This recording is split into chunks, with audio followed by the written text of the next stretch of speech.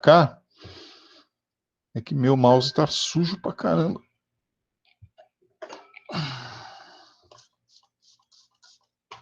Esse mouse tá mais sujo que boca de prostituta, pelo amor de Deus. Peraí. Agora sim. Bem, então, o segundo grande ponto a destacar, antes de começar a apresentação propriamente dita, é o nome da aula de hoje. Em alguns livros vocês vão encontrar como as unificações tardias. Unificações tardias. Esse nome se aplica aos casos da Itália e da Alemanha, que nós vamos estudar hoje. Como se formou a Itália moderna e como se formou a Alemanha moderna.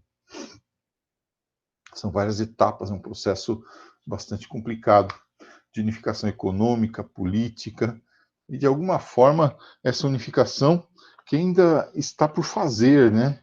Se você observar, por exemplo, na Itália, há um complexo jogo de poder e de preconceito entre o norte da Itália, a região da Lombardia, né, que inclusive tem lá um movimento separatista, a Liga Lombarda, e o sul da Itália, a região do Mezzogiorno, aquela região ali, Nápoles, Calábria, Sicília, né? Há um preconceito muito forte com o pessoal do sul da Itália, tá? E no meio fica Roma, né? Curiosamente, no meio fica Roma tentando amarrar essas duas partes da Itália. Na Alemanha, o conflito é leste-oeste, né? Um conflito que se torna ainda mais forte pela presença até hoje de resquícios violentos do nacionalismo, do fascismo, né? Então você tem movimentos xenofóbicos muito fortes lá, atuando contra trabalhadores estrangeiros, contra jogadores, né? Acho que vocês que acompanham futebol internacional devem se lembrar de episódios envolvendo racismo, por exemplo, e contra brasileiros também, né? Acho que foi contra o Daniel Alves. Vou falar aqui sem ter certeza. Né? Contra o Daniel Alves, quando ele jogava na Europa. Não me lembro se foi na Alemanha. Não, não foi na Alemanha. Ele não jogou na Alemanha. Acho que foi na Espanha. Que jogaram uma banana no campo, né? Aí ele foi, abriu a banana e comeu a tal da banana. Recentemente tivemos um ato racista contra um jogador na Espanha, né, Gustavo? Obrigado. Isso. E foi o Daniel Alves mesmo? Ou eu tô viajando? Alguém sabe? Foi? Ah, então beleza. Então eu não estou tão doido assim. Recentemente nós tivemos um problema parecido também, em que um integrante da arbitragem se referiu, isso, no Barcelona, exatamente, que é ali na Catalunha, que também tem um sentimento étnico meio forte ali, contra a própria Espanha.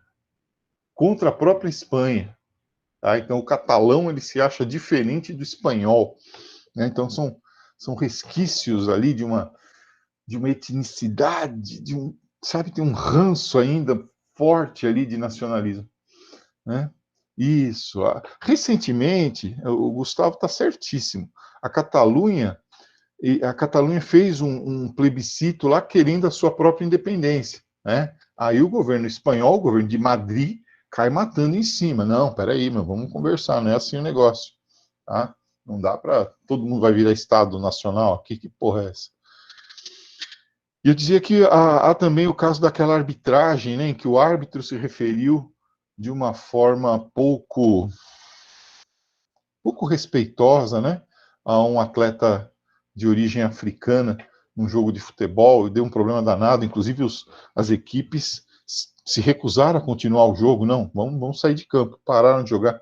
Acho que foi até o jogo do Neymar, acho que o Neymar estava em campo, né, embora o problema não tenha sido com ele, né. Então, vejam que na Europa há resquícios muito fortes ainda desse nacionalismo, dessa xenofobia, desse chauvinismo, né? É como eu digo, eles querem vocês, os europeus, Se eu não tomo cuidado, eu falo europeus. Os europeus querem vocês, jovens, que falam o idioma, que têm facilidade de aprender, que têm boa formação, que têm todos os dentes na boca, que não usam muito serviço de saúde porque são super saudáveis, que têm todas as vacinas. Mas eles não querem a cultura de vocês, a cultura enquanto etnicidade, né? Eles querem que você entre lá e seja um alemão. E não reclame de nada e, sabe, e jogue bola e seja um engenheiro e tal. Eles não querem que você seja um brasileiro morando lá, com laços com seu país de origem, né? E eles vão precisar de vocês, porque nós estamos vendo isso em geografia, aqueles países estão envelhecendo. Aqueles países estão envelhecendo. Então, eles vão precisar de saldo migratório rapidamente. O que eles vão fazer? Já estão fazendo. Eles estão pegando os descendentes. Né? Então, o descendente de italiano, o descendente de alemão, o descendente de espanhol, que vai atrás de tirar a dupla cidadania. Né? Vai lá tirar. Estou tentando me ajeitar nessa cadeira aqui, mas vai lá tirar a dupla cidadania. Né? Bem, vamos finalmente, então, entrar na nossa aula, depois desse introito. É que é um assunto que é um assunto que me atrai bastante, sabe? Ele tem conotações sociológicas, filosóficas, tem uma grande influência a questão do nacionalismo. Como falar em nacionalismo na União Europeia, né? União Europeia, que agora acabou com as fronteiras, tem um passaporte lá que é o passaporte comunitário, chega a ser até contraditório, né? Vamos lá. Vamos se eu abrir a apresentação, né? Claro.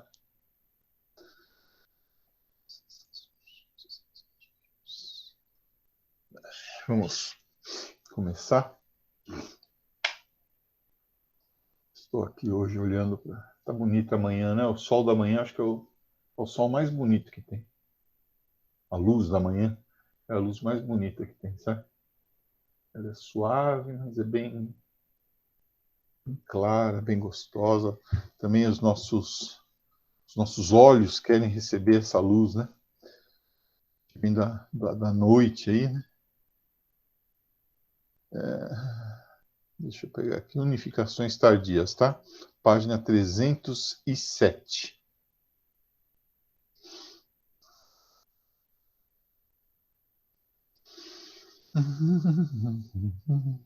Se abrir, né? Se a gente puder começar a aula, vai ser bacana. Pronto. Então tá aí. Deixa eu só passar aqui para tela cheia. E agora nós vamos lá para a apresentação.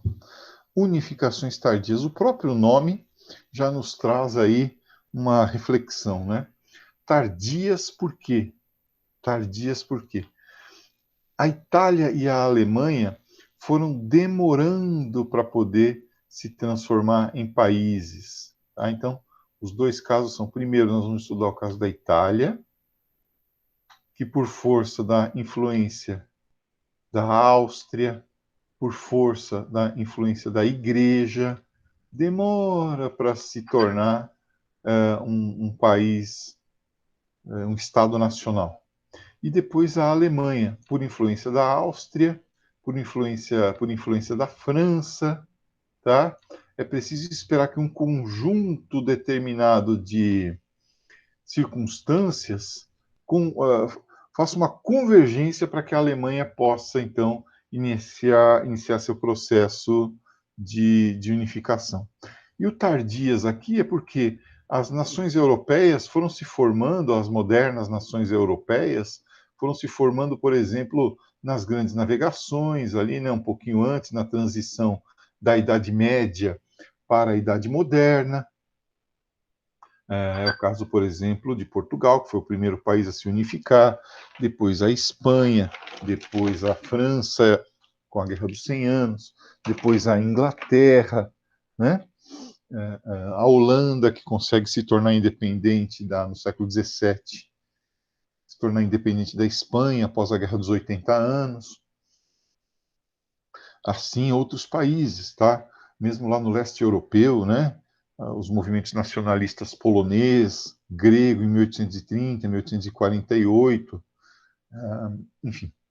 Até que, em 1870, na década de 1870, quer dizer, quase entrando já pelo século XX, esses dois países tornam-se Estados-nação. E isso é um problema seríssimo, porque como eles estão atrasados na corrida imperialista, já não tem mais lugares para ocupar, eles vão questionar a divisão imperialista. E esse questionamento, esse desejo de um reordenamento dos mercados, é que vai dar origem, lá depois do imperialismo, à Primeira Guerra Mundial, que, por sua vez, abre espaço para o nazifascismo, que, por sua vez, dá origem à Segunda Guerra Mundial. Olha aí. Tá? Então, esse momento histórico que nós vamos analisar hoje é de suma importância. Tá? Engraçado que ele é pouco estudado, né? Mas é de suma importância. A Itália, logo após. Vocês lembram que Napoleão conquista toda a Itália, coloca um irmão dele lá no poder, né? O Hugo, o irmão de Napoleão, assume o poder na Itália. E após o Congresso de Viena, nós temos uma divisão da Itália, tá? Eu vou começar do sul, ó. O sul da Itália, aquela região ali bem no mar Mediterrâneo, né? Muito linda e tal, mas também muito pobre, agrário, né? A região que eu falo do Mezzogiorno, tá? Ali se instalou uma dinastia, os Bourbon, se instalaram lá um ramo da família Bourbon, colocados pelo Congresso de Viena. É o Reino das Duas Sicílias. Não sei se vocês sabem, mas uma das esposas de Dom Pedro I era princesa aí do Reino das Duas Sicílias. A primeira era austríaca, Dona Maria Amélia, né? Dona Maria Amélia, ela era da princesa aqui do Reino das Duas Sicílias, né? Muito bem. Então há uma ligação, né, muito interessante, pouco falada, entre o Brasil e essa região. Até hoje, né, essa área é atrasada, né, onde as máfias atuam mais até hoje, né, é o lar da Camorra, é o lar da Sacra Corona, né, de vários grupos mafiosos lá. Depois, a região central da Itália, em torno de Roma, se vocês se lembram das aulas sobre a Alta Idade Média, claro que não, vocês vão lembrar que essas áreas foram doadas por Pepino, o Breve, para a Igreja Católica. Era o patrimônio de São Pedro. Patrimônio de São Pedro. Sem problema, filha. Fica tranquila, fica em paz. Hoje é sexta-feira. Só não esquece de assinar, tá, Laura, por gentileza? Assinar a lista de presença. O centro dominado pela Igreja Católica, né, o patrimônio de São Pedro, que depois, com o passar do tempo, torna-se aí os estados pontifícios. Pausa. Nesse lugar dominado pela Igreja Católica, o Papa possuía um grupo, possuía, né? Ele pediu e foi atendido pela França. E lá nos Estados Pontifícios, guardem essa informação para depois, havia um grupo de soldados da França, havia um exército francês protegendo os Estados Pontifícios. Tá bom? Guardem essa informação. A região Nordeste, daqui a pouquinho vai vir um mapa para vocês verem isso, visualizarem isso. A região Nordeste, onde hoje em dia é o Vêneto, né? Também é uma região muito bonita lá da Itália, uma parte da Lombardia e tal, era uma área que tinha várias repúblicas pequenininhas lá, sob influência austríaca. Lembra que logo após as guerras napoleônicas, a Áustria saiu fortalecida, né? O Congresso de Viena, capital da Áustria, né? O Metternich e tal. E ali aquela região do Vêneto tinha a influência austríaca. A região bem lá no norte da Itália, bem lá no norte da Itália, já na fronteira com a Áustria, fronteira com a Suíça, onde tem os Alpes italianos, né?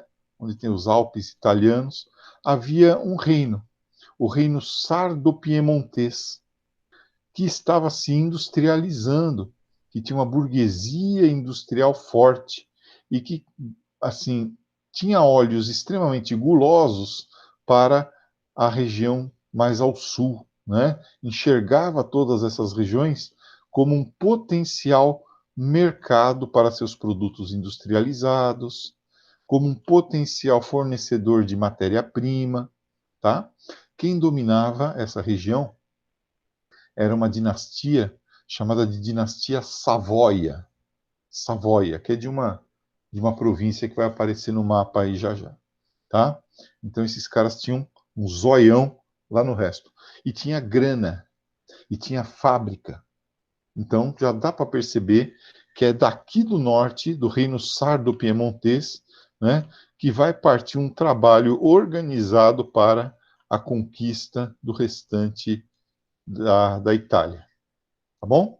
Mas vai ter outras coisas aí no meio. Vamos dar uma olhadinha aqui nesses grupos. Ó. Um primeiro grupo que pensou em fazer isso foi o grupo dos carbonários.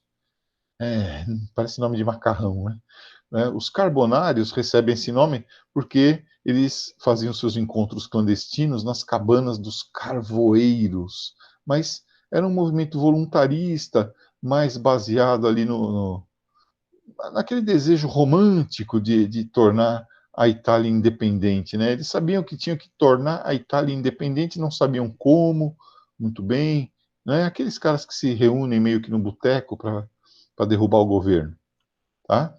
Bolsonaro, filha da porra.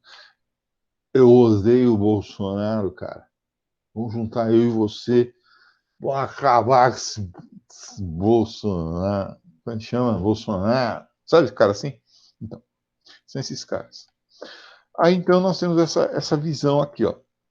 A dinastia de Savoia.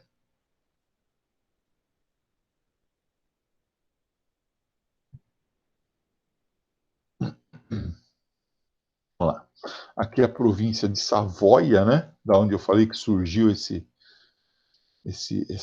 dinastia que comandava essa área aqui mais laranja, que é o reino sardo-piemontês.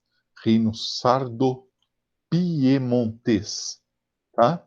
Então, são duas áreas mais importantes, né? A Sardenha, ó, que é essa ilha aqui, a Córcega já pertencia à França, tá? E o Piemonte, que é essa região aqui, sardo-piemontês. E quem comandava era a família Savoia. Aqui é a Suíça, né?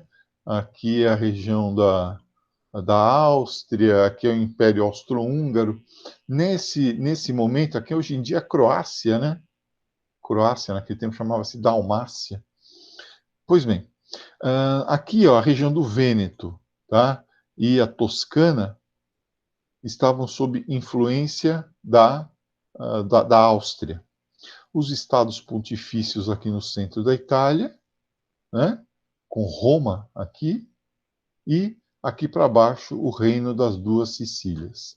Então essa era a divisão. Ruralzão aqui, igreja com a França aqui, influência austríaca, industrialização, dinheiro e projeto político no reino sardo-piemontês. Começa o movimento. Três grandes linhas se organizam. Então, primeiro os carbonários e agora três grandes linhas. O movimento do Giuseppe Mazzini, né? A Giovenezza, a Jovem Itália, tá? Que, digamos assim, era um projeto que unia mais a classe média, né? Quer dizer, uma república burguesa, uma república de um caráter, de uma democracia burguesa, tá? Então, era o grupo aí da classe média do Mazzini, do Giuseppe Mazzini. Havia um grupo de um povo meio malucão aí, que eram esses aqui, ó, os camisas vermelhas, liderados por Giuseppe Garibaldi, aquele cara que esteve aqui pelo Brasil, que lutou na Guerra dos Farrapos, que se casou com Anita Garibaldi, né? Tem até cidade lá no interior gaúcho com o nome dele, cidade de Garibaldi. Esse cara aqui, para dar, é aquele líder carismático, sabe? É aquele líder carismático que, para vocês terem uma ideia, ele pedia para os seus soldados usarem camisas vermelhas para eles não ficarem camuflados. Eles eram tão bons soldados que eles tinham que dar uma chance melhor para o inimigo. Né? Então eles não se camuflavam, eles andavam de camisa vermelha para o inimigo ver e mostrar a coragem deles. Né? Então, super carismático, vai ser vamos dizer assim, o símbolo, o garoto propaganda do processo de unificação. E, finalmente, o grupo do Risorgimento, né, que vem lá do norte da Itália, que vai dar, digamos assim, o direcionamento político e que depois vai se apropriar do poder, né, comandado pelo Camillo Cavour, que era primeiro-ministro de Piemonte, onde estava a dinastia, eu falei agora há pouco, a dinastia de Savoia. Então, Camilo Cavour era o primeiro-ministro e o rei era o Vítor Emanuel, tá? E depois vai ser rei da Itália. Casado com a rainha Margarida, essa esposa do rei Vítor Emanuel. A esposa do rei Vítor Emanuel era a rainha Margarida. Ela fez um concurso para, quando foi criada aí a Itália, né? Ela fez um concurso para ver qual seria o prato típico desse novo país da Itália. E ganhou a pizza. Ganhou a pizza. Esse concurso foi vencido por um cara que fez uma pizza. Essa pizza, ela tem o molho de tomate vermelho, tem o verde do manjericão e tem o branco da mussarela, né? Logo, essa pizza que venceu recebeu o nome de Pizza Margherita, em homenagem à rainha, né? Vocês, quando comem pizza Margherita em casa, estão homenageando a rainha da Itália. Pois bem, então, olha lá, os três aqui, ó. O Mazzini, líder lá da classe média, o símbolo para o povão, olha aqui, come panetone. Mas pega mais uma porpeta lá, vai, Neto. Oh, fala com o nono. Olha aí, o Giuseppe Garibaldi e o Camilo Cavour, olha que cara de fuinha, né? De 3 centavos, aquele cara que conta os centavos. Né? Então são os líderes aí desse processo. O Garibaldi é o grande herói, né? O líder carismático. Pois bem, a partir de 1860 começa o processo de unificação lá da Itália. O Garibaldi, a partir do sul, mas financiado pelo norte, né, com seu exército dos 1000 camisas vermelhas. Beija-flor, beija-flor. Ai, está parado aqui olhando. Um beija-flor, gente. Ai, coisa linda. Bom, então, Garibaldi no sul da Itália. Garibaldi no sul da Itália, ele morre de sede. O beija-flor que a gente não põe água nos negocinhos de beber água. Bem, então ele vai pelo sul da Itália, armado e financiado pelo norte, né? E consegue conquistar lá o reino das duas Sicílias. Enquanto isso, uma outra expedição, com apoio da própria França, vindo pelo norte, conquista a região do Vêneto, tá? Então, aqui é com o apoio da França. E a região dos Estados Pontifícios, aproveitando-se da saída dos soldados franceses que foram lutar lá na Guerra Franco-Prussiana e perderam, por sinal, né? Tá? Então, o exército francês se retira e Roma fica desprotegida. O reino sardo-piemontês vai lá e conquista, onde ocorre o encontro com as forças do Garibaldi em Nápoles, né, mais para frente, e é proclamado, então, o reino da Itália. Tá? Vamos ver aqui ó, o mapinha. Então, o Garibaldi, ele sai do reino sardo-piemontês, vai para Sicília, né, Marsala, onde tem aquele molho Marsala delicioso, depois toma Palermo, capital da Sicília, atravessa o Estreito de Siracusa e conquista Nápoles, que é capital, né? Era a capital do Reino das Duas Sicílias. Depois, o exército piemontês, né, que havia derrotado juntamente com o exército francês as forças austríacas no Vêneto, né, e aí os franceses se retiram. Por que os franceses fizeram isso? Porque eles tinham treta com a Áustria, né? Ele vai para cima, o exército piemontês, aproveitando a saída do exército francês daqui também, derrota as forças do Papa e acaba tomando Roma, tá? Roma acaba sendo aí dominada em 1870, começa o reino da Itália. Nomeia-se um rei, o rei Vítor Emanuel II, né? E assim fica como era de se esperar, né? O norte, com a conquista desse mercado e dessa fonte de matérias-primas, torna-se super moderno, como é hoje em dia, né? Onde estão as grandes cidades italianas, né? Turim, Milão, Gênova, né? O sul parte para emigração, com a modernização da agricultura e tal.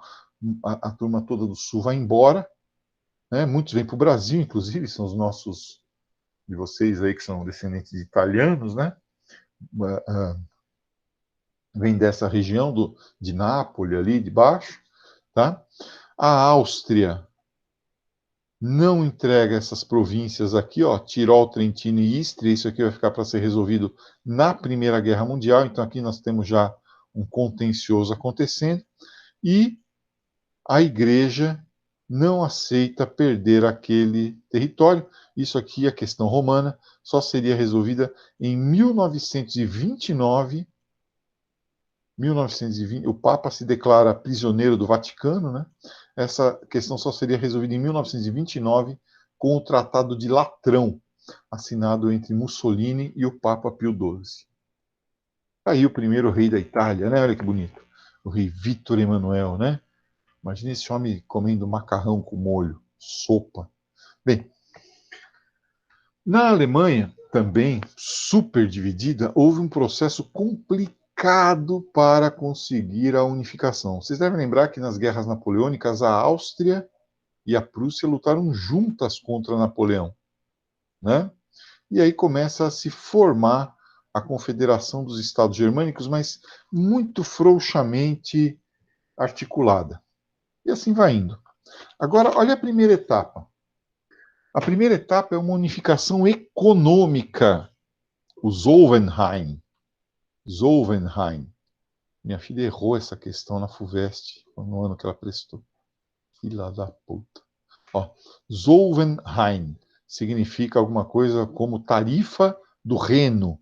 Então, os estados cortados, os estados alemães cortados pelo rio Reno, teriam uma tarifa comum, o Zollverein, né, uma espécie de mercado comum alemão, organizado pela Prússia, que deixou a Áustria de fora. Então a Áustria perdeu influência sobre os Zollverein, sobre os estados alemães. Perdeu essa influência e a Áustria se deu bem, porque a Áustria, superindustrializada, era a grande fornecedora de produtos manufaturados para os estados alemães. Beleza. Então, Prússia fortalecida, Áustria de fora. Tá? Vamos para frente.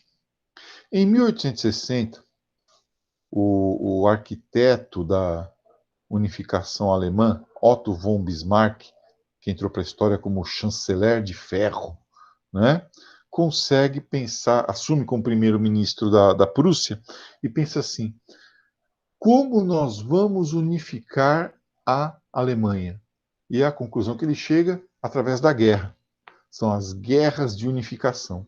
Para isso, ele conta com o apoio dos Junkers, que eram os latifundiários alemães que tinham se militarizado e tinham tomado conta do Estado prussiano. Então, uma burguesia associada à nobreza prussiana, altamente militarista, expansionista, tá? Então, os Junkers eram essa aristocracia rural que se juntou com a burguesia industrial prussiana. É a chamada via prussiana de objetivação do capitalismo. em que o Estado se junta com a casta militar, o Estado se junta com a aristocracia rural, a burguesia industrial se apoia nessa aristocracia rural que domina o Estado. Tá?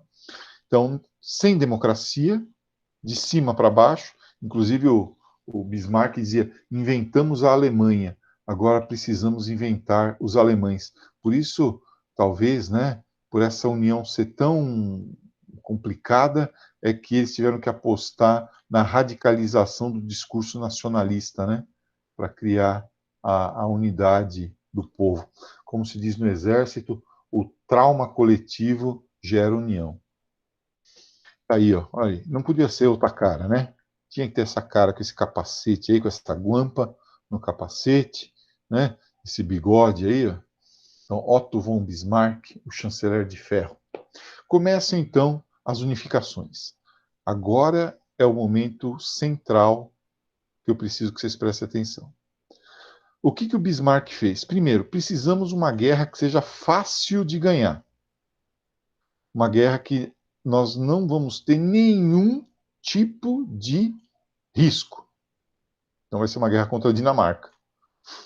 Dinamarca teve que se acostumar, perdeu muito território, né, no século XIX, e teve que se acostumar a ser um país pacifista. Dois ducados lá da Dinamarca, o ducado de Holstein e Schleswig, esses dois aqui, ó, gostaram do meu alemão? Holstein e Schleswig, né, estavam sob controle dinamarquês, embora a população fosse etnicamente alemã. E aí os alemães dizem assim: precisamos resgatar os nossos irmãos, não é um discurso nacionalista, os nossos irmãos de Holstein e Schleswig das mãos dos malvados dinamarqueses. Você imagina um dinamarquês malvado? Eu não consigo. Mas para isso, olha aqui a esperteza. O que os prussianos fazem? Chamam os austríacos para ajudar. Ó, vamos lá, a gente conquista esses dois ducados, fica um para cada um. Mas o que os prussianos queriam? Queriam conhecer as forças militares da Áustria, que tipo de armamento eles dispunham, os números de soldados da Áustria, as táticas do exército austríaco, que estava na cara que futuramente a Áustria e Prússia iriam se enfrentar. E os austríacos vão, né? Ficam lá com o Ducado de Schleswig e os prussianos ficam com o Ducado de Holstein. A Dinamarca não dá nem pro cheiro, né? E o que os prussianos fazem? Olha, vocês, austríacos, vão ter a honra de atacar primeiro. Por que eles fazem isso? Para que os soldados austríacos vão morrendo. Quanto mais soldado austríaco morrer, melhor.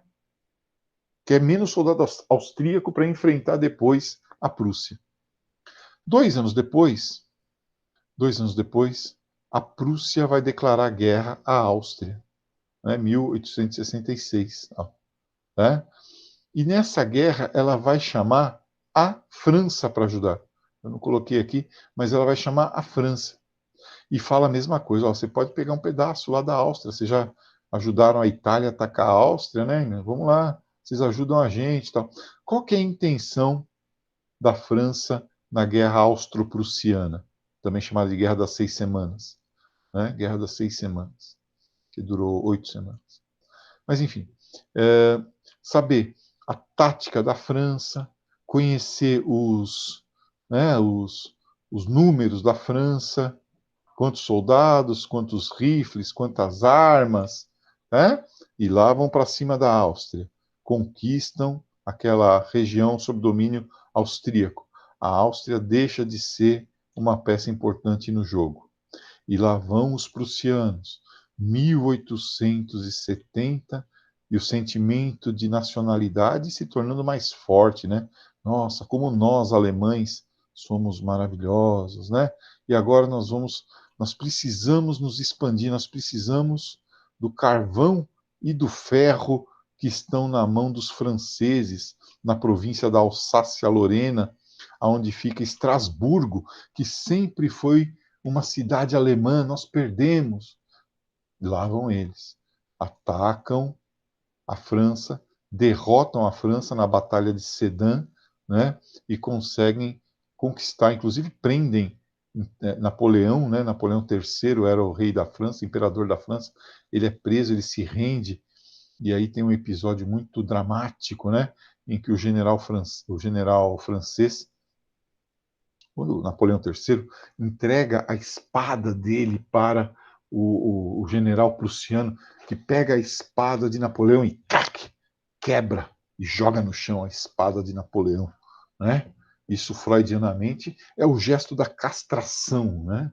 O cara está sendo simbolicamente castrado por pelos prussianos. E aí eles ficam com todas essas reservas de ferro e carvão na mão deles, e a França fica magoadinha. E aí nós vamos ter um processo complicado começando, que é o revanchismo francês, que vai sendo alimentado, alimentado, e lá em 1914 vai dar origem à Primeira Guerra Mundial também. Então são tensões que estão começando agora, né? Olha, a região da Alsácia-Lorena, na fronteira entre a Alemanha e a França. Na Primeira Guerra Mundial, isso aqui volta para a França, na Segunda Guerra Mundial fica para a Alemanha, e após a Segunda Guerra Mundial, esses países aqui dessa região, a Alemanha, França, Itália e mais os países aqui do Benelux, né, Bélgica, Holanda e Luxemburgo, se juntam para explorar de uma maneira racional e compartilhada os recursos de ferro e carvão dessa área aí, né, formando a Europa dos Seis: Itália, Alemanha, França, Holanda, Bélgica e Luxemburgo. A Europa dos Seis. A Europa dos Seis que vai dar origem depois ao processo de unificação da Europa, né, que depois vai surgir na União Europeia.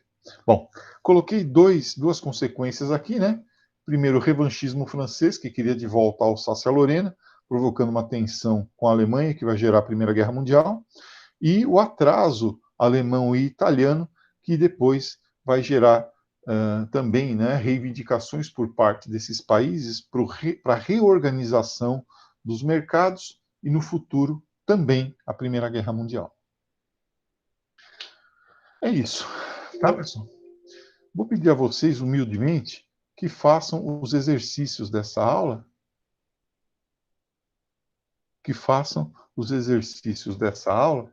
e aguardem aí, semana que vem, a gente fazer a correção, tá bom? Tchauzinho, boas aulas hoje, bom final de semana. Valeu. Tchau, professor. Tchau, fiquem com Deus, viu?